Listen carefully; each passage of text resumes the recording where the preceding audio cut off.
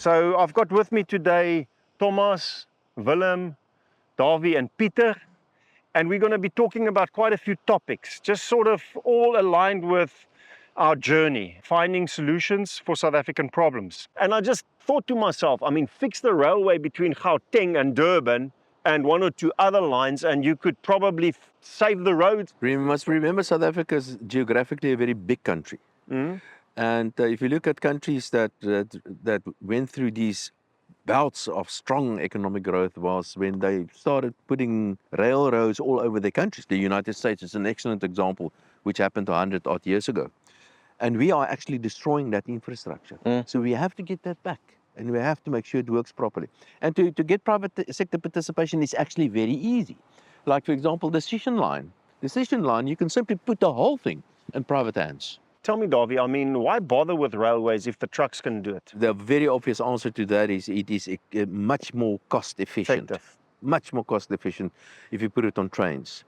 Remember that the way that transport or the railroads work is that they run on metal tracks. The maintenance thereof is significantly lower than roads, as an example. And roads are not made for heavy trucks. And it's not supposed to be like that, but it's a cost factor. Well, can I jump in there? Yeah. And you mentioned it earlier. The reason why all these trucking companies are coining it, and the reason why they're so happy with it, is because lots of them are linked to organized crime. Now, what's happened and what happened over the last 10 to 15 to 20 years, we've seen the dismantlement of the railway system. And the reason for that was it kept these coal mafia trucks on the road. Eskom built their power stations next to big coal deposits, Davie.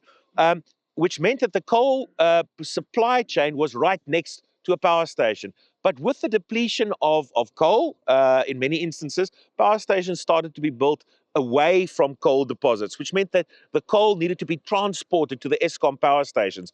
And what Eskom did was, with Transnet, they built railway lines. But those railway lines have been dismantled and destroyed by the coal mafias, the trucking mafias. So they've got a vested interest in maintaining, or not maintaining their trucking lines, but also making sure that Transnet isn't fixed, that Transnet isn't repaired. There's a criminal problem, but there's also a political problem, because a lot of these organized crime networks linked to trucking syndicates unfortunately have links to the governing party. There's an inherent and institutional problem there where you need political leadership to push through reform of the railway network, which will necessarily mean the downgrading of the trucking systems, the trucking companies. Of course. And obviously they don't want that. So there's a criminal element and a political element to this discussion as well.